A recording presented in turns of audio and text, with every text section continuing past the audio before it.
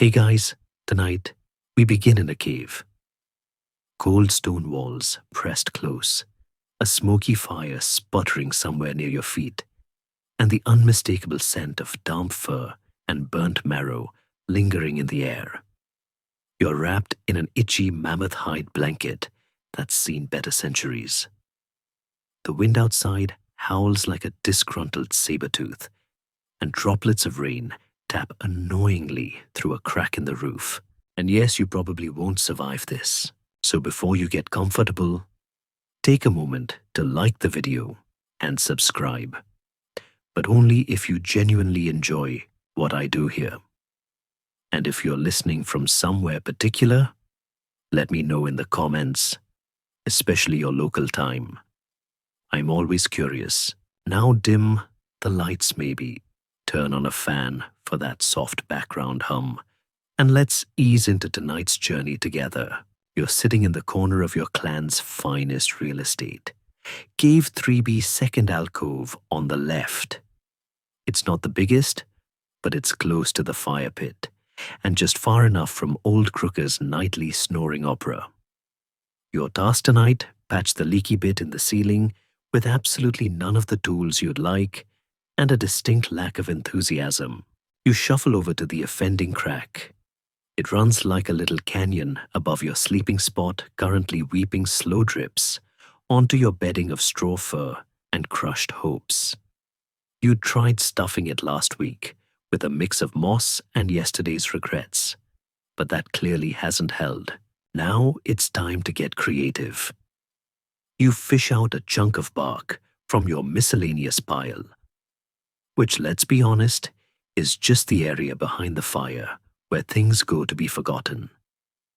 This piece is mostly dry, mostly flat, and smells faintly of hedgehog. Good enough.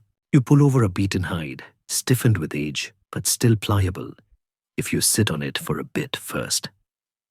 As you chew one corner, meditatively classic problem-solving posture, you try to remember what the elders said about hide sealing. Something about smoke, or maybe sap, or smoke and sap. In which case, congratulations. You're basically inventing glue. Historians still argue whether Stone Age people truly waterproofed their ceilings, or if they simply learned to sleep damp and sad. You're choosing optimism tonight. You smear some tree resin on the bark, slap it awkwardly over the leak, and hold it there with a hopeful rock. The fire crackles encouragingly. A cave cricket sings its melancholy, one-note tune. Outside, a younger clan member trudges past, soaked and carrying something suspiciously like your own bark stash. You make a mental note to start hoarding materials under your bedding. Again, a rustle beside you. It's the wind slipping in under the fur curtain you'd hung at the entrance. That thing flaps more than it hangs. But it's better than the alternative cave bears don't like curtains. Fact, you adjust the curtain securing it with two sharpened bones and a grunt. You could really use a door, or a wall that doesn't whisper when the wind shifts. Suddenly, you remember the shaman once mentioned how ancestors used fire smoke to harden bark, making it more pliable and water-resistant. Or was that cheese? Regardless, you waft your bark panel through the smoke, coughing gently and praying to whichever spirit oversees leaky roofs. A few minutes later, you press the warmed bark back into place. It seems to seal better now, as though soot and desperation form a kind of prehistoric sealant. You add another rock for good measure, then drape a spare strip of sinew across it, just in case the wind gets cheeky again. A raindrop taps your nose. You look up indignant. It's coming from a new crack 2 hands to the left. Naturally, this becomes your evening shuffle bark, resin, sinew, sigh. Over time, the ceiling above your bed becomes a patchwork quilt of forest debris and wishful thinking. It's oddly satisfying, like early interior decorating if you only had stick sap and dreams. You pause for a moment, looking up at your handiwork. Not exactly draft-free, but definitely more bark than it used to be. There's even a nice pine scent, which distracts slightly from the usual aroma of damp feet and cooked lizard. From the far end of the cave, someone yells, "Your patch is smoking." You calmly reply, "That's the waterproofing phase," and move a fur bundle to hide the small, entirely manageable smolder. Fun fact mainstream archaeology tells us Neolithic homes often used bark and hide as part of their roofing systems, especially in forested regions. What they don't say is how often you had to reapply those patches, or how often home improvements turned into accidental bonfires. You lie back at last, one eye on the slightly smoking roof patch, the other drifting towards sleep. The fire pops. Someone coughs. Something scuttles. It's been a good night's DIY. You've improved your corner of the Stone Age one bark shingle at a time. Morning arrives in the Stone Age, not with birdsong or gentle light, but with someone tripping over your feet and muttering something unkind about lazy sleepers. You blink awake to find your best spear yes, that one lying broken in half beside you, splinters fanning out like a tragic little sunburst. You stare at it. The trusty tool you've hunted with, repaired a dozen times already, and possibly whispered secrets to when no one was around. Now it's snapped again, right at the haft. Typical. You sigh. You're not angry, just deeply, deeply weary. Repairing this spear has become a full-time job. And sadly, the retirement package is just more bark. You pick it up, feel the roughness of the wood, where it's split. No clean breaks here, just splinters and sadness. The stone point is still attached, though wobbly, like it's lost its will to stab. Back in the day, you remember seeing the elders do this, with practiced hands, binding broken shafts, with sinew, gluing points, with resin, occasionally muttering ceremonial curses that sounded suspiciously like bad poetry. You collect what you need. Some dear sinew that's been drying for days under your sleeping furs. A dab of tree resin you've got in a cracked shell, your own tiny glue station. And the secret weapon, rabbit spit. Not yours, but close enough.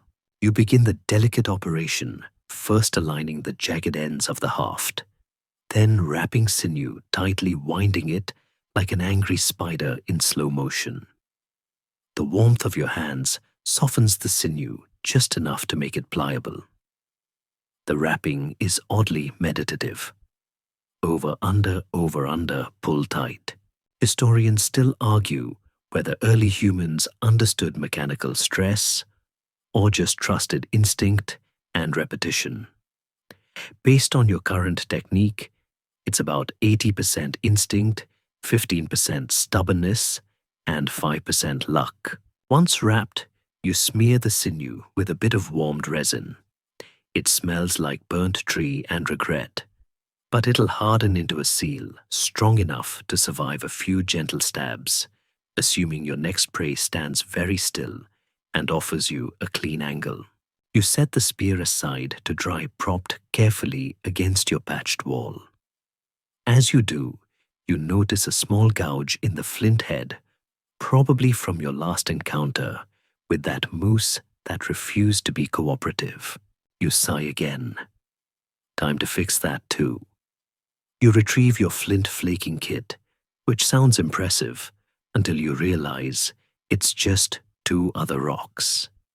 You sit cross-legged, placing the spearhead in your lap, and begin the delicate task of pressure flaking. 1 chip, 2 chips, tiny shards fall like ancient dandruff. You're trying to refine the edge without snapping the whole thing in half. It's a game of patience, precision, and a fair bit of mumbling. Outside, a younger clan member strolls by, carrying what looks like a perfectly intact spear. Show off. You remind yourself that yours has personality. Battle scars, character, you take a break. Rub your hands. The fire is low. Your breakfast is likely something fermented in a leaf. And yet, there's something satisfying in this quiet task. In museums, they display perfect tools, sleek, symmetrical, deadly. What they don't show is the patchwork reality, hafts mended again and again, stones chipped and reattached, sinew bindings reinforced so many times they look like mummy wrappings. And here you are following in that long line of repairers, the unsung heroes of Stone Age weaponry, the ones who made the stabbing possible. You inspect your handiwork. The flint's edge gleams a little. The haft is solid enough. It might survive 1 or 2 more throws before it needs another date with your toolkit. You grip it gently. Give it a small practice jab into the air. It wobbles slightly, but holds. That'll do. You lean back against the cave wall. The repaired spear beside you, the tools scattered like relics. You think perhaps this is what being a Stone Age homeowner feels like, eternally fixing the same thing and calling it progress. Just as you begin to relax, a small child from the next fire circle runs past, trips over your foot, and kicks the spear straight onto the floor. Snap. Right at the haft. Again, you don't scream. You just lie back, stare at the smoky ceiling, and quietly plan to invent rubber bands. You're outside now. Sort of. The outside in the Stone Age isn't so much a place as a series of damp experiences. You squint up at your dwelling, less cave this time, more a precarious hut constructed from animal bones, questionable logs, and what you like to call the Great Bark Experiment. Today's mission: fix the roof. Again, you'd hoped your last attempt would hold at least until the spring melt. But a particularly rude thunderstorm last night peeled half the bark off like a disapproving fruit. Now the interior has puddles. Your fire pit resembles a bird bath, and your bedding smells like wet dog, which is concerning as you don't own a dog. You gather your materials with all the enthusiasm of someone who's already cold and suspiciously damp. Birch bark is the go-to. It's lightweight, water-resistant, and peels off trees in satisfying strips, assuming the tree cooperates, and you don't attract a territorial woodpecker. You lay out the pieces, some curled like scrolls, others still holding stubborn moss. It's not glamorous, but it's all you've got. There's no B&Q here, just you, the forest, and your burning desire to not get rained on tonight. Climbing onto the roof is its own separate adventure. There's no ladder, just a series of sort of footholds you've carved into a nearby log, now slick with last night's rain and your growing sense of regret. Once atop your humble hut, you kneel carefully. The whole structure groans. Whether it's the bark roof or your own knees is unclear. You start layering the bark like prehistoric shingles. Overlap press, tie with thin strips of rawhide or twisted grass. It's all about water flow. Let the rain slide off, not through. Historians still argue whether Stone Age folks developed this technique intentionally or by watching soggy beavers and taking notes. The wind picks up. You lose a particularly promising bark flap to a gust and watch it sail off into the forest. You choose not to chase it. That bark is gone now. It lives in the trees. Back on the roof, you improvise a repair using part of your old sleeping mat, which, truth be told, wasn't very comfortable anyway. You secure it with twine made from nettle fiber and a healthy amount of frustrated muttering. Suddenly, a drop lands on your forehead, then another. You glance skyward. No clouds, just condensation. Sigh. The old box seams are leaking already. You reach for your emergency sap stash, collected during the brief glorious week last summer when the trees were feeling generous. It's stored in a hollowed-out bone and smells like sugar gone wrong. But it's sticky. That's what matters. You smear it along the joint's glistening golden lines that harden into makeshift caulk. Fun fact, archaeological evidence suggests early humans may have combined tree resin with charcoal or beeswax to form early waterproofing. You, however, are using it straight up and hoping for the best. Below you hear the clan's children playing fall into the cooking pit, a game with no winners. You also hear someone loudly complaining about the smoke, the roof, and whoever built this stupid hut. That would be you. You finish securing the last bark flap, just as another breeze threatens to dislodge your entire personality. You hold still. Everything wobbles. Then miraculously, it settles. You climb down slowly reverse log style, slipping once, catching yourself on a bone beam and landing in a manner that could be described as graceful if no one saw. Someone definitely saw. You nod at them. They nod back. Nothing is said. You inspect your handiwork from below. The roof looks better. More bark, fewer holes, and significantly less internal rain. You're cautiously proud. You even tie a decorative feather to the front beam, just to say, yes, I tried. There's something deeply satisfying about this moment. You fought nature with nature. Bark against weather, twine against chaos. A soggy roof transformed into a slightly less soggy roof. Of course, you know it won't last. Nothing does. But for tonight, you won't be sleeping in a puddle. And that, in the Stone Age, is called winning. You head inside the bark, crackling slightly overhead, as the wind picks up again. One drop lands in the fire pit and sizzles. Just the one. You allow yourself a sleepy smile. And maybe, just maybe, tonight's fire will burn long enough to dry your furs and warm your toes without needing a last-minute sprint outside to fix something else. Your basket has broken again. Not dramatically, mind you. No loud snap or satisfying tear. Just a slow creeping unraveling, as if it's politely resigning from its job as your berry transport system. You stare at it on the cave floor. A limp pile of woven grasses and twigs, its bottom sagging like it's simply had enough. One of the handles is flopping off to one side, the other held on by sheer willpower, and a bit of dried mud. This basket has been with you for seasons, gathering nuts roots, and occasionally, when times were lean, highly suspicious mushrooms, you absolutely pretended to recognize. You even painted it once, with crushed berries for a bit of flair. That didn't last. Now it needs repair. Again, you fetch your basket repair kit, which is really just a pile of other less broken baskets you've been stealing bits from. You pull off a few strips of reasonably fresh willow bark, still bendy, still smelling faintly of forest. Perfect.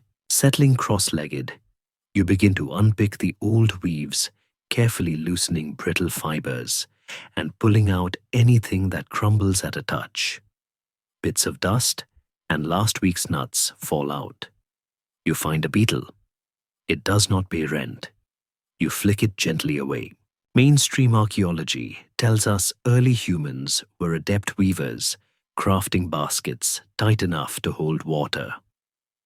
Historians still argue whether those baskets were for ritual storage or simply because no one likes dropping all their berries every 5 steps.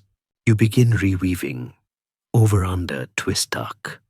The rhythm is oddly soothing. Your fingers move almost automatically, guided by memory and repetition. Each new strip tightens, the base restores. The curve gives your humble container a bit of hope. Somewhere in the cave, old Crooker snores. Again, someone else is sharpening a flint with more enthusiasm than skill. You tune it all out. It's just you and the basket now. As you work, you remember the first time you made one of these. You were young, impatient, and your basket ended up looking more like a flat bowl with aspirations. But it held 3 berries and a lizard tail, and you called that a success. This one, though, it matters more. It's your daily companion, your silent co-forager. You patch its side with careful loops of vine, reinforce the rim with a strip of softened root. It's not pretty, but it's functional. Rustic, as the trendsetters of the era might say. You add a handle reinforcement with twisted nettle fiber. It itches your fingers, but it'll hold. Nettle string is surprisingly strong once dried and beaten into submission, a bit like your self-esteem during the colder moons. Suddenly, one of the clan's youths saunters by, chewing on something, and eyeing your basket with the casual disdain of someone who's never had to carry 30 turnips 3 kilometers uphill. You raise an eyebrow. He backs away. Wise. You finish the base tucking in the final strip and give the basket a gentle shake. Nothing falls out. Always a promising sign. You place a small stone inside to test the strength. It holds. You place another. Still good. A third, ambitious but successful. You feel a swell of pride. Not just because you fixed it, but because you didn't have to make a new one. There's honor in the mend, as the old ones used to say. Or maybe they were just too tired to start from scratch. Outside, the light is fading. You'll need this basket tomorrow for the root-pulling expedition your clan has optimistically called fun. It will not be fun, but at least your gear is ready. Before you put it away, you grab a charcoal nub from the fire and draw a tiny symbol on the inside your mark. A little spiral. Meaning, this one's mine.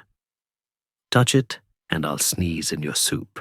You set the basket aside, nestled in the dry corner, under the half-useful hide you call a curtain. It looks ready. It looks proud. It looks like it might survive at least 2 more seasons. And maybe that's all you need right now. 1 more season. 1 more harvest. 1 more moment of usefulness in a world where everything falls apart eventually. But some things like baskets and spirits can be rewoven. The problem with living communally, besides the shared aromas and uninvited musical snoring, is that your favorite tools tend to wander. Not by themselves, of course. Though you've half suspected your best flint cutter of developing legs. This morning, you reached for it, the one with the perfect edge and just the right, grip-smooth side. And it was gone. In its place, a chunky, dull shard that looks like it came from someone's failed attempt at knife sculpture. You know exactly who took it. You glance across the cave at your neighbor Krog. He's currently using your flint to shave bark from a stick in the most inefficient way possible. There's sap everywhere. He's humming. You seethe. Quietly, you approach with what you hope is a casual gait, pretending to examine the hearthstone, which, incidentally, also needs repair. It's cracked down the middle, like it's trying to escape cooking duty altogether. You sit beside it, and prod it gently. It wobbles. Not ideal when your entire culinary system depends on stability. You shift the larger pieces and try to nestle them back together like an angry puzzle with fire damage. Historians still argue whether these hearths were communal cooking centers or private spaces for family groups. Based on the current scene, 6 people arguing over who burnt the root mash, you're going with very communal. You'd fix the crack properly. But of course, your good flint is still in use by Krog, who has now moved on to engraving something suspiciously phallic into a piece of driftwood. You sigh, get up, and politely request the return of your flint. He hands it over with an innocent grin, and a bit of bark still stuck to the edge. You do not comment. You simply nod and walk away, muttering internally about lending policies. Back at the hearth, you get to work. First, you clear out the ashes, smoky, dusty, and filled with unidentifiable food fossils. You uncover a few bones, a small stone bead, and what appears to be half a burnt finger root, or a rat. Best not to ask. You take the good flint and begin scoring the edges of the cracked stone, roughing them up so your binding materials have a better grip. It's an old trick the elders taught you. Rough surfaces hold together better than polished ones. Then comes the binding. You gather fresh sinew, still a little springy, and soak it briefly in warm water to make it pliable. Once it's soft, you wrap it around the hearth's base like a desperate birthday present. You press warm resin into the joins, whispering to the spirits of warmth and stable cooking. You test it with a small fire, just a handful of kindling and dry grass. The flames lick upward, dancing over the crack. The resin doesn't bubble. The sinew doesn't snap. For now, it holds. You sit back, victorious. Someone offers you a roasted nut in thanks. You accept with solemn dignity and a bit of shell caught in your teeth. And as for your good flint, you tuck it deep into your sleeping roll, wrapped in a scrap of hide under a rock. Let's see Krog find it now. You glance at the repaired hearth. Not perfect, but better. A place to cook, warm your hands, and argue with neighbors over who stole whose marrow stick. This is your corner of civilization. Cracked, patched, borrowed, but yours. Your trousers are falling apart, not figuratively, not as some charming metaphor for existential despair. Literally. The seam on your left leg has burst, the rear flap is flapping, and one of the bone buttons has vanished, possibly eaten by a curious vole. You sigh the sigh of someone who's patched the same pair of mammoth hide trousers more times than they care to count. It's repair time. Again. You sit cross-legged near the fire, the light flickering off your disheveled outfit, like some tragic runway reveal. These trousers have seen seasons. They've waded through icy streams, scraped across rocky slopes, and been sat upon by 3 generations of slightly damp humans. First, you examine the damage. A rip down the seam, a couple of weak spots at the knees, and the aforementioned missing bone button. You pick off a bit of ancient mud and flick it into the fire with quiet disappointment. Your repair kit is modest, a bone needle still sharp and slightly curved, a bundle of sinew, thread softened with bare fat, and your trusty thimble, which is actually just a small, hollowed-out nutshell. Historians still argue whether clothing in the Stone Age was strictly utilitarian or occasionally decorative. But based on the small etchings and dyed stripes you've seen on others' garments, fashion definitely existed. And right now your trousers are not on trend. You begin by threading the sinew. It's fiddly, especially by firelight, but you manage it after only 2 pricked fingers and 1 mild swear under your breath by the hairy snout of Grugra. You start the stitches tight, looping passes through the thick hide. The material resists a little, but with each pass, the seam pulls together again, like old friends, awkwardly hugging after a long argument. The knee patches come next. You cut 2 roughly oval pieces from an older hide scrap, possibly once part of your sleeping mat, and stitch them over the thinning knees. Double stitch for strength, triple for style. You pause for a moment to flex your fingers. Sinew is surprisingly unforgiving, and your needle, though smooth, demands force. Still, there's a strange rhythm to this poke, pull, knot, repeat. A small crowd gathers to watch, as Stone Age repairs are surprisingly spectator events. Someone offers unsolicited advice. You ignore them. Someone else offers a beetle snack. You also ignore them. Then comes the final challenge, the missing button. You rummage through your odds and ends pouch. Inside a collection of possible replacements, small bones, carved pebbles, and what you think might be a fossilized fish tooth. Perfect. You drill a hole through it, using a thin flint shard and a lot of patience. Once done, you sew it into place with 3 reinforcing loops and a little flourish knot. A touch of Stone Age elegance. You hold up your trousers and admire your work. They look fixed, worn, patched, and slightly uneven, but fixed. You try them on. They're snug. Maybe a bit too snug, especially around the newly reinforced knees. But they hold. No flapping. No new tears. You do a quick squat. No audible rips. A triumph. Mainstream archaeology often focuses on tools and weapons. But what about the quiet victory of wearable trousers? The daily defiance of wind cold and exposed bottoms.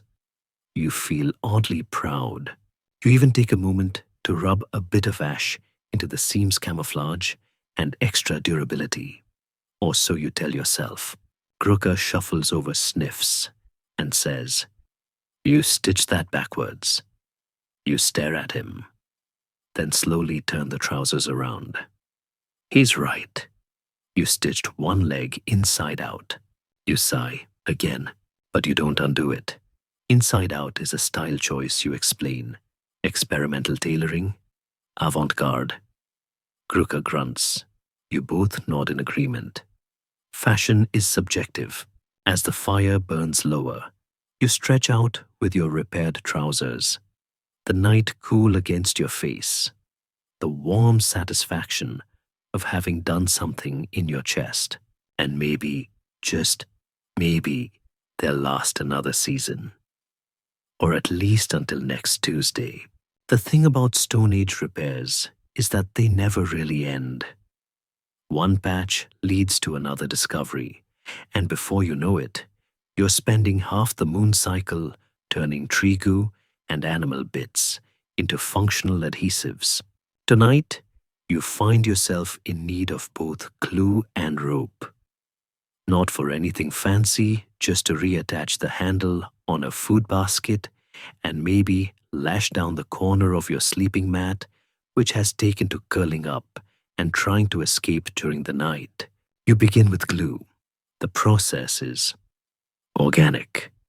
In the "this used to be inside a tree" sense, your resin stash is running low, so you trek out to the edge of the forest to find a generous pine. There's one. You like a big fellow with a scar from last year's lightning strike and a tendency to drip sap like it's got hay fever. You approach with your gathering shell, gently scoring the bark and letting the sticky treasure ooze slowly into your container. It smells sharp, clean, almost medicinal. You resist the urge to taste it. Again, back at your fire, you warm the resin over a flat rock, letting it soften without boiling. If it overheats, it hardens into useless gunk. You learned that the sticky way.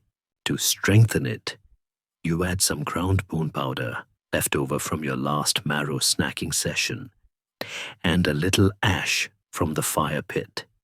The result: a sticky, fibrous goop with impressive sticking power. Historians still argue whether early adhesives were deliberately engineered or happy accidents discovered when someone dropped their torch into a sap pile. Either way, you're now in the proud tradition of prehistoric chemists. You apply the glue, carefully pressing the cracked handle into place and holding it steady. You blow on it gently, then distract yourself with the next task rope. There's a pile of bark strips near your fire, mostly nettle, and inner birch, dried, but still flexible. You select the longest ones and begin twisting. Rope making is deceptively soothing. You twist 2 strips in opposite directions, then let them fold over each other. Twist, cross, twist, cross. It's like knitting for the very, very rugged. Before long, you've got a meter-long cord that could hoist a decent turnip hole or secure the errant corner of your mat. You test its strength by giving it a good tug. It holds. You test again by threatening your foot with a trip hazard. Still holds. You smile. You've made rope, not just found rope, made it. From scratch, with bark and patience and your own blistered fingers. You remember a time when you couldn't even pluck nettle without getting stung.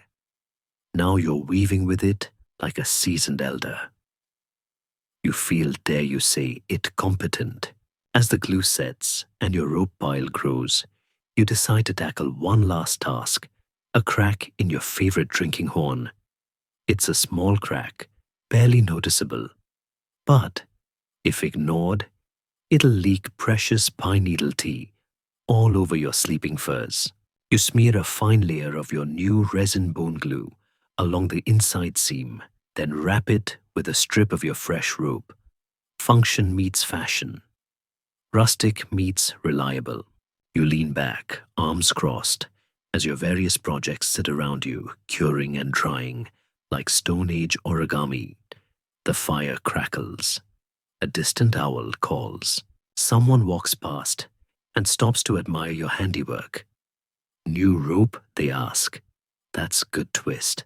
You nod casually. Like, yes, you twist bark all the time. No big deal. Inside, though, you're glowing. Mainstream accounts of prehistory might not dedicate chapters to glue and twine. But here, in the quiet dark, surrounded by pine and ash, you know the truth. This is the stuff that holds the world together. It's the door again. Well, technically, it's a curtain made from stretched hide and wishful thinking. But in your heart, you call it a door. It sways gently in the morning breeze, not so much shutting as existing near the entrance. Every time you secure one edge, the other flaps open, giving every nosy rodent and curious gust of wind free rein of your living space. You're starting to take it personally. Today you've had enough. You're going to fix the thing properly, which in Stone Age terms means inventing carpentry on a very basic level while trying not to offend the person who originally installed it, your uncle who considers himself something of an architectural genius. First, you remove the hide. It's stiff from cold and slightly torn at the bottom, probably from that time a raccoon decided to sneak in and try on your shoes. You lay it flat and assess the damage. It's repairable, but only just. You'll need to stitch the tear, reinforce the edges, and most importantly, build a frame that will actually keep it still.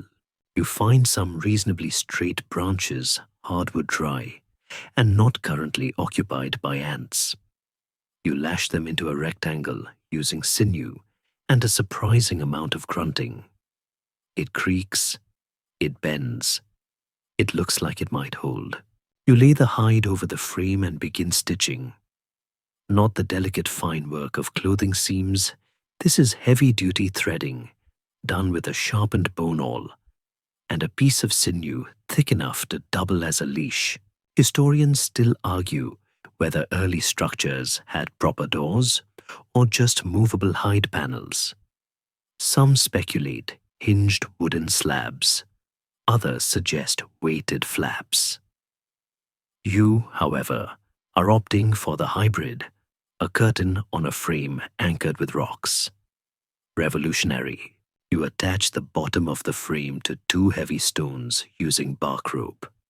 Then you dig small post holes on either side of your cave's entrance, just deep enough to sink the uprights. You set the frame in backfill, the holes with gravel and packed dirt, and step back. It stands. Sort of. You adjust one corner, then the other. A breeze hits. It stays up. Victory. Now for the hinge. You don't really have a hinge, but you create a workaround. Two loops of rawhide fixed to the top corners and tied to a crossbar above the entrance. It swings. It mostly swings shut. Sometimes it swings too far and smacks the wall, but that's a problem for future you. You test it a few times. Open, close. Open, gentle shove. Each time it returns more or less to its rightful place. For the Stone Age, this is cutting-edge engineering. A neighbor walks by and squints. New door. You nod casually. Weighted hide frame on rawhide hinges. He gives a grunt of approval. Fancy. You feel the warm glow of invention. For a brief moment, you imagine future humans standing around your cave entrance, marveling at your innovation. Perhaps a little plaque. First recorded door-like object, circa 12,000 BC. The firelight flickers against the new door. It blocks most of the wind. It creaks a little, but it's a comforting creak, the kind that says, this home has personality. And as night falls, you sit nearby, sharpening a stick for no particular reason, watching the flap sway gently in its new frame. The rodents pause at the threshold, now confused. The wind hesitates. You smirk. You've built a door, and nothing, not a raccoon, not a breeze, not even Uncle Krug's bruised ego can take that from you. The fire pit has sunk again. You'd hoped the gravel you filled it with last time would hold, but alas, your once level hearth now resembles a sad, sooty crater. Every log you add rolls into the middle, like it's trying to escape responsibilities. You crouch beside it, poke the ashes, and sigh. This is the third cave floor sinkhole. This season, the earth beneath the pit is loose, probably from all the dripping fat and spilled tea over the months. And possibly that time someone tried to roast a wet boulder for flavor. Today's job, unsink the pit. You start by scooping out the ashes. Warm, clumpy, and with the occasional surprise chunk, unidentifiable food, remains half-charred bone and a single unburned acorn that somehow avoided cremation. You set it aside, unsure whether to eat it or adopt it. Once the pit's empty, you inspect the hole. It's deeper than expected, maybe half a handspan. The stones around the edge are crooked, some missing entirely, and there's a suspicious crack running toward your bedding pile. Lovely. You gather your tools, a flat stone for scraping your good flint for prying, and a pile of gravel you keep specifically for moments like this. You're probably the only person in the clan with a dedicated gravel pile. That makes you either a genius or a hoarder. First, you dig out the loose dirt. It smells earthy, slightly smoky, and deeply unwilling to cooperate. A worm wriggles out. You nod at it respectfully. Then you pack in fresh gravel, layer by layer, pressing each down with a flat stone. You sprinkle in some ash, mostly because it feels traditional. No one really knows why we do that, but if you skip it, the elders give you the look. You rebuild the stone ring carefully, choosing flat pieces for stability and rounding out the shape. A little lopsided, perhaps, but this is the Stone Age, not interior design school. Historians still argue whether these pits were deliberately constructed or simply improved over time. Judging by yours, it's a bit of both, a constant process of trial-error and occasional shouting. You pause midway to fetch a few decorative stones from the riverbank. They're smooth, shiny, and absolutely unnecessary. But they bring joy. And a fire pit should be more than just functional. It should say something about you. Back at the pit, you lay the stones with mild ceremony. One by the north edge, one where the sun hits in the morning, and one just for symmetry. You test the pit with a starter fire, dry twigs, a bit of moss, and a curl of birch bark. The flames catch slowly, then build. The gravel holds. The stones don't sink. It's a rare win. You sit back, basking in the warmth. The fire crackles. The decorative stones gleam faintly. The smoke rises in a mostly straight line. Someone ambles over and tosses a lump of unwashed root into the flames. You twitch, but it's fine. The pit's solid now. Let them roast their questionable vegetables. And tomorrow, when the fire master arrives to complain about the draft, you'll smile serenely and point to the gravel. Mainstream archaeology praises tool innovation and hunting strategy. But they miss the small victories, like a fire that doesn't tilt dangerously toward your toes. Tonight you've conquered erosion. You've rebuilt from the ashes. And if the pit holds just until the next storm, you'll count that as a victory worthy of song. You should have known it would come to this. The entire clan has gathered. There are logs stacked in an ambitious, slightly wobbly pile. Someone has already dropped a beam on their foot, and Krog, of course, is holding the master plan, which appears to be a stick he's pointed at dramatically 3 times. It's roofing day. Communal roofing day. Which means one thing chaos is about to unfold in slow, determined fashion. The old roof over the central gathering hut finally gave up during last week's storm. Water poured in, like the sky was trying to evict you all personally. So now everyone's pitching in, or pretending to. You unfortunately have been roped into the actual lifting part. Not because you're especially strong, though your bark-twisting arms have some reputation, but because you once said, "We should really do something about that roof," and someone overheard. Now here you are wedged between Krog and Kruka, trying to hoist a tree trunk onto a support post that leans like it's had a few too many fermented berries. The clan is shouting suggestions. None of them are good. One person recommends more mud. Another suggests chanting. Someone else proposes just giving up. Historians still argue whether Neolithic construction was organized or improvisational. Watching this scene, it's clearly the latter, with a generous side of ego. You finally get the beam in place, only for it to slide back down and bonk Krog gently on the shoulder. He insists he's fine. You're not so sure. He's begun singing to the wood. Eventually, with much grunting and the judicious application of bark rope, The beam is secured. Someone immediately ties a decorative feather to it and declares it blessed. You nod solemnly. That beam is going nowhere. Next comes the bark sheeting. You help unroll large panels of birch bark softened over the fire and still smelling faintly of tree dreams. You hand them up to the thatchers on the roof who are currently arguing over which side is shinier and therefore should face up. One falls off. Another slips sideways. The third catches in the wind and flaps dramatically before being tackled by an unusually nimble elder. Cheers erupt. It's the most excitement since last moon's squirrel incident.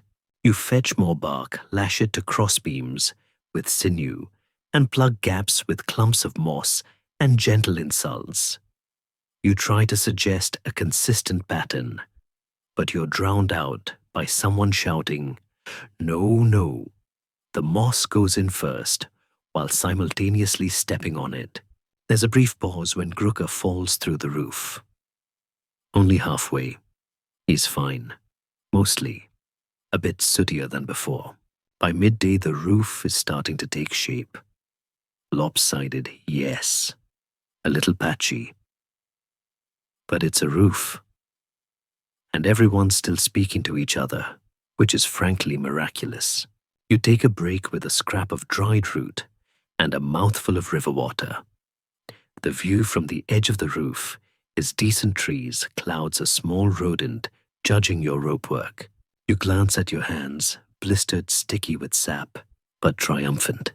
No one writes songs about the second log bearer, the moss stuffer, or the bark layer. But without them, nothing would stand. Not even this weird, charmingly uneven roof.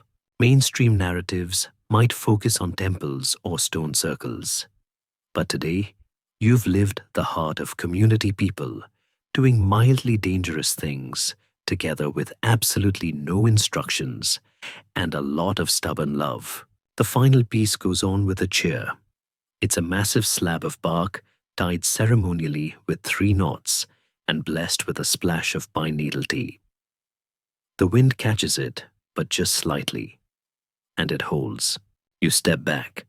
The roof's a bit higher on one side, possibly due to Krog's measuring stick, which you now realize was just a leftover spear. But it covers the hut. It shields the hearth. It's real. You grin. Not bad for a day's work.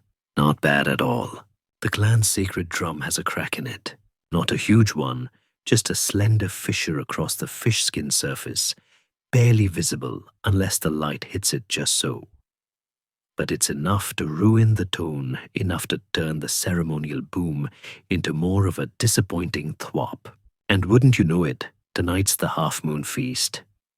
You, of course, have been volunteered to fix it. Why? Because last month, you tied a cord that didn't unravel immediately. And now, you're apparently good with things. You kneel beside the drum, an ancient, slightly lopsided creation, made from a hollowed-out log, smoothed by hands long forgotten. The rim is decorated with carvings, antlers, flames, abstract shapes that may or may not be mammoths, depending on your mood. You gently tap the surface. Thwop. Yep. Not inspiring. You resist the urge to blame the fish. Fish skin, it turns out, is excellent for drum making. When stretched and dried, it gives a taut, resonant surface. When overstretched or dried too fast, it cracks. Or when someone hypothetically spills hot broth on it. Not naming names, but Grooker is suspiciously quiet today. You gather your repair kit, warm water to soften the existing skin, thin bark twine for reinforcement, and a fresh fish skin harvested just this morning, still faintly whiffy. Historians still argue whether early musical instruments were for ritual communication or just banging things to annoy the next cave over. Regardless, this drum matters. It calls the clan. It marks births hunts, even the annual argument festival. You soak the cracked skin gently, watching it relax and swell slightly, like it's just remembered how to be flexible. With a bone tool, you smooth resin into the fissure, just enough to seal it, not enough to mute the sound. Then comes the binding. You lay the new fish skin atop the drumhead, stretching it evenly, securing it with rawhide loops that hook onto the rim pegs. Each pull tightens the tension. Each loop a hopeful promise that the sound will come back. You pull slowly, evenly. The fish skin creaks slightly, complaining perhaps about its new job. You hum gently as you work the same tune the elders use when braiding rope or stitching wounds. It helps. As you tie the last loop, the drum looks different. Not brand new, but reinforced. Stronger for having cracked. You test it with a light tap. Boom. You smile. Not perfect, but passable. A second tap, clearer, deeper. Someone across the cave looks up, nods in approval. You add a small, decorative touch, a line of red ochre paint across the new skin. It's symbolic. It means this was broken, and now it isn't. Or possibly just I did this. Either way, you're proud. You carry the drum to the central hearth. It's heavier than expected. Part wood, part meaning.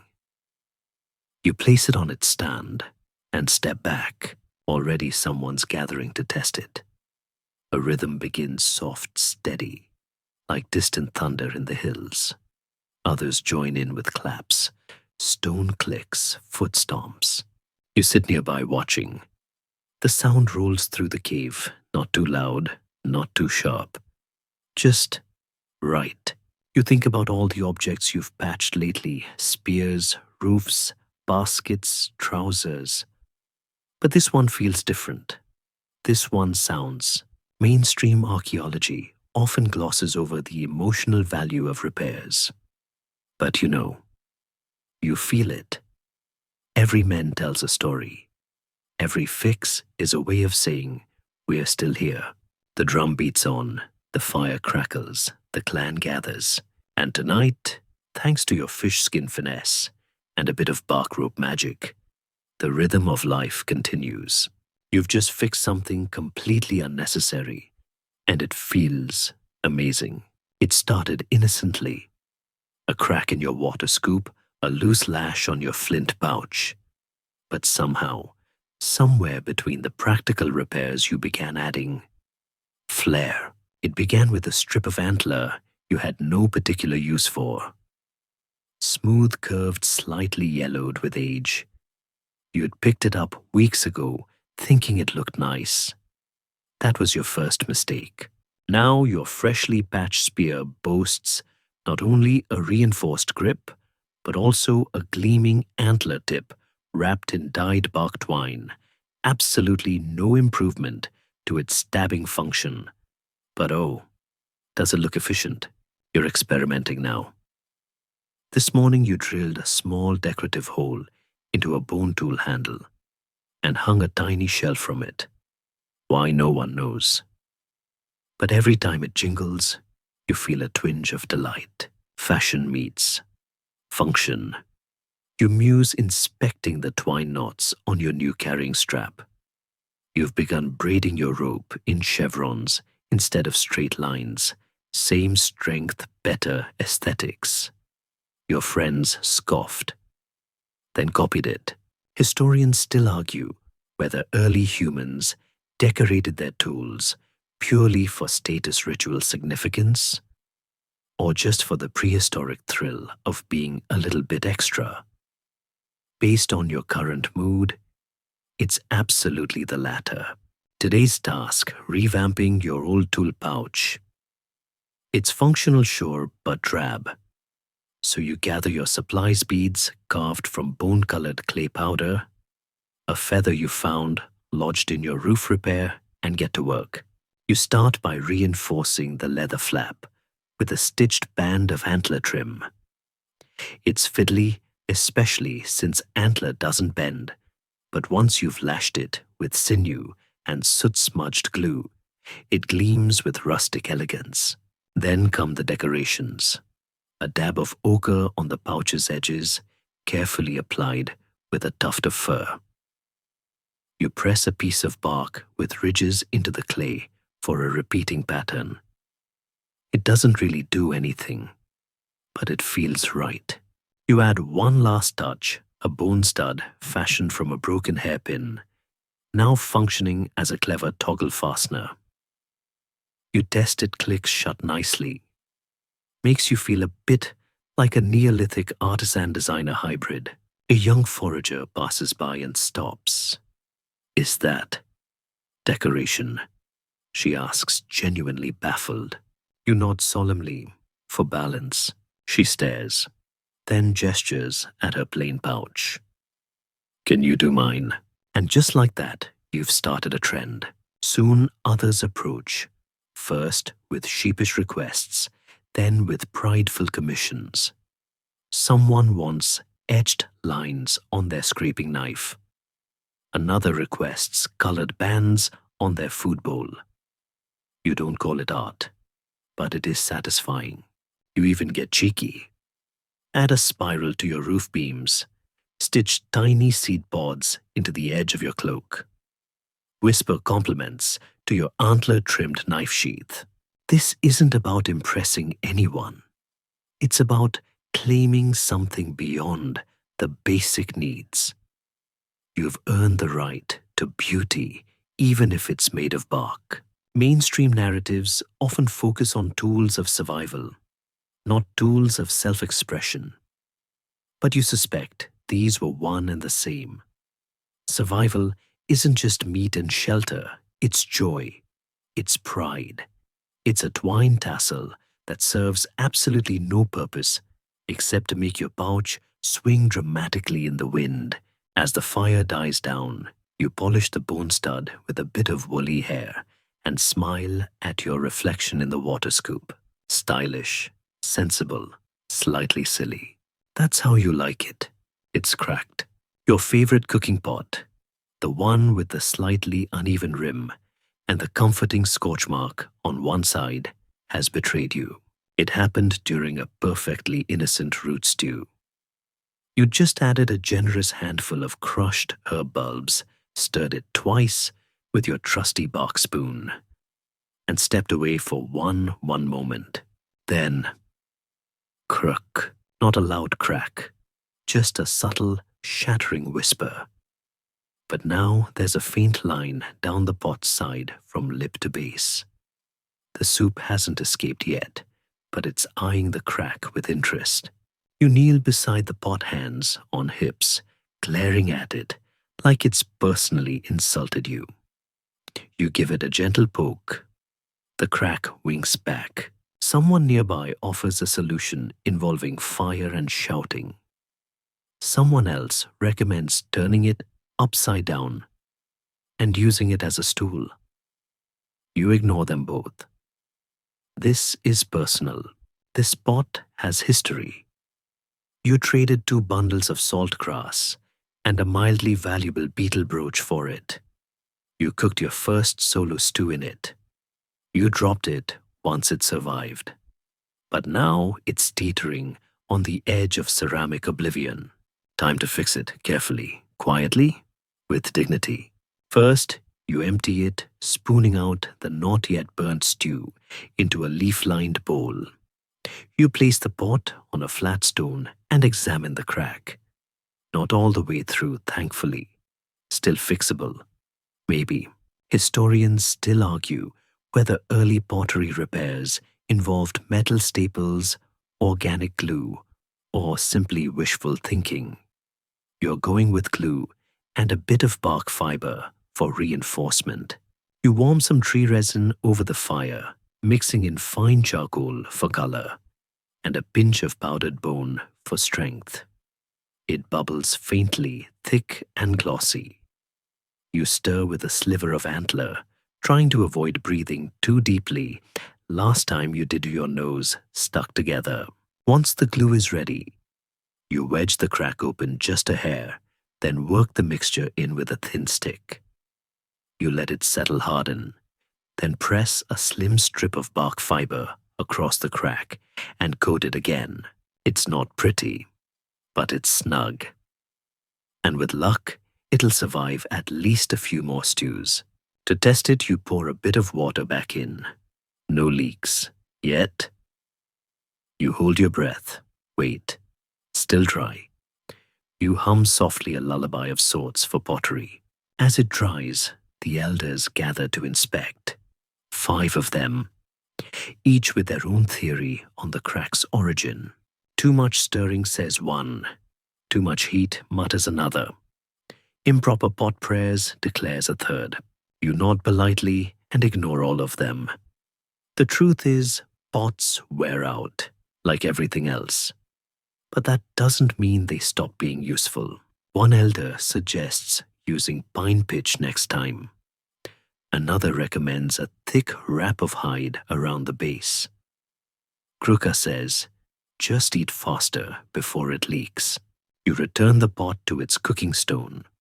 Add the stew. The repaired crack holds. The stew simmers. The fire crackles. You stir gently with your bark spoon, feeling very much like a prehistoric wizard of domestic restoration. Mainstream history talks about broken pots as archaeological treasures glued together in museums studied for shape and size. But they forget every chip was a crisis. Every repair a quiet triumph. You taste the stew. A bit more barky than usual, but still good. The pot wobbles slightly, but it holds. You place your hand on its rim and whisper, "Thank you." It doesn't respond. But you think, maybe it understands. You've decided to fix the ladder. No one's entirely sure what it's for. It leans against the cave wall, 6 crooked rungs, and a noticeable lean to the left, leading upward into a crevice that disappears into darkness. It goes nowhere. Or somewhere. Or perhaps just up. The ladder's been there as long as you can remember. No one climbs it. No one admits to climbing it. Occasionally, someone hangs herbs on a rung to dry, or a child tries to use it as a makeshift mount for wrestling practice. But now, 2 of the rungs have snapped, and one side is bowed like an elderly goat's leg. Time to fix it. Even if no one really knows what it does. You begin with the material's old branches for new rungs, stripped of bark, and polished just enough not to splinter your thigh. For the frame, you tighten the lashings at the sides with fresh sinew, warmed and slightly sticky from tree resin. As you work, you try to remember who built it. Probably someone long gone. Maybe they intended it as a lookout, or a storage perch, or a quick escape route in case of cave bears. Or maybe it's ritualistic. Historians still argue about such features. Ladders in prehistoric sites could mean access to storage ceremonial platforms, or, according to one theory, you quite like a raised ledge for very shy sleepers. You pull off the broken rungs. One crumbles in your hand. You pretend that was intentional. The others come free with a bit of persuasion and one unfortunate bark to the knee incident.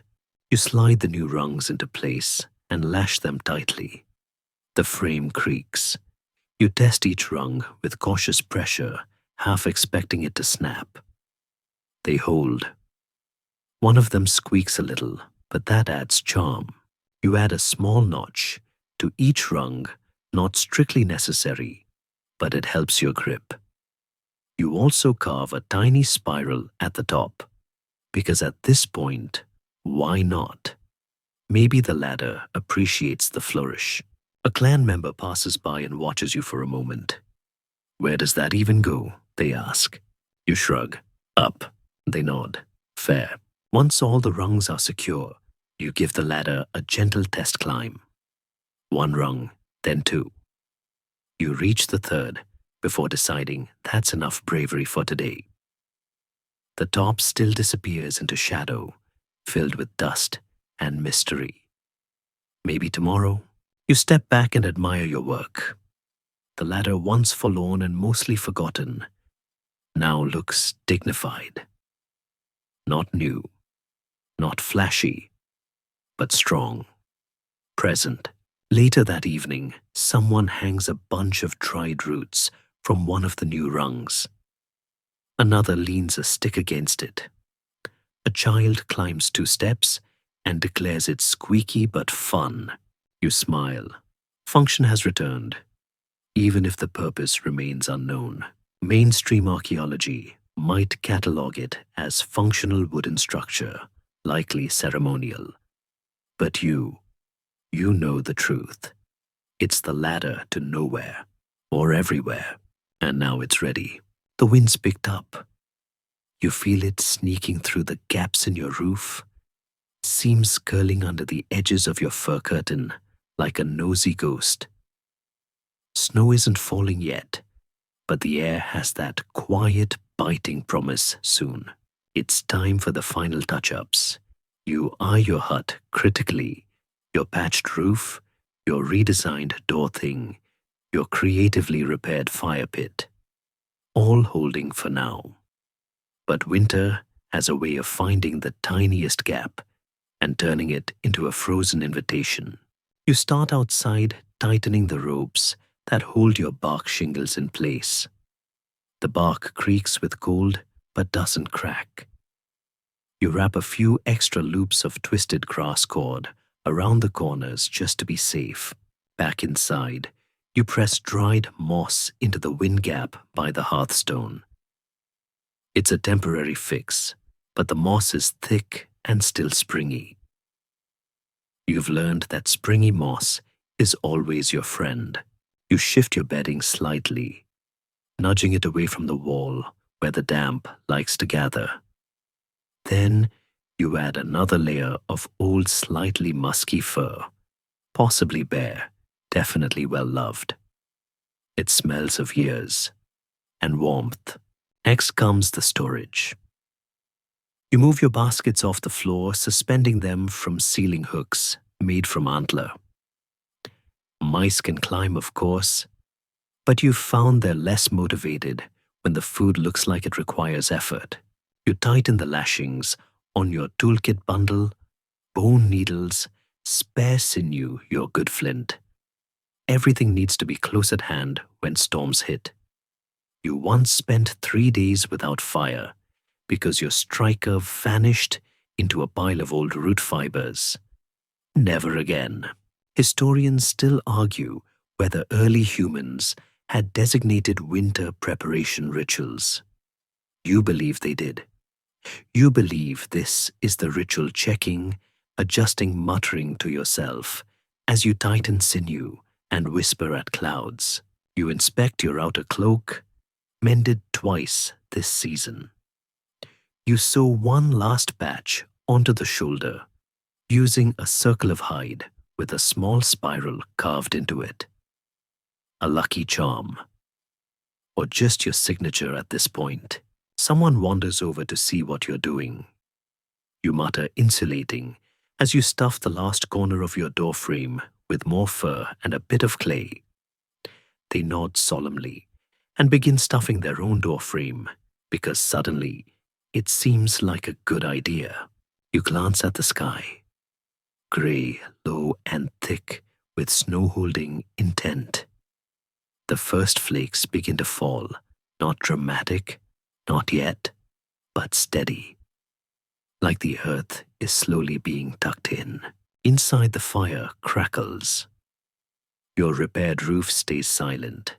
The new moss barrier flutters once then settles. Even your patched trousers now with bonus knee flare feel a little warmer. You pour yourself a small cup of pine needle tea, still faintly barky. You sip slowly. The warmth creeps through your chest. It's not perfect, this little home. It creaks. It leaks sometimes. It smells of fish glue and burnt stew. But it's yours.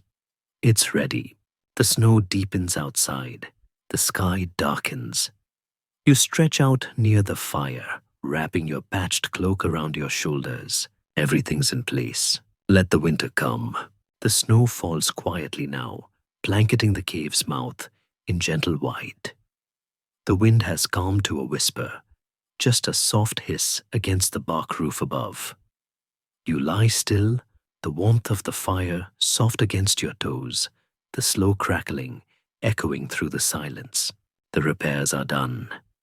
The seams are sealed, the fibers tightened, the glue hardened into quiet resilience. Every stitch and patch, every smudge of resin and twist of rope is a quiet testament to your presence here, to your persistence, your care, your small victories.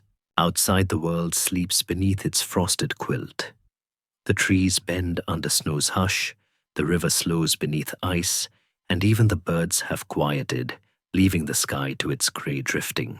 In your hand, the bark cup grows cool, the last sip of tea steeped in pine and thyme. You set it down carefully, letting your hand rest on the fur beside you. The fire dims a little, the light softening to embers orange and gold and quiet. You close your eyes. Somewhere a log shifts, a stone settles.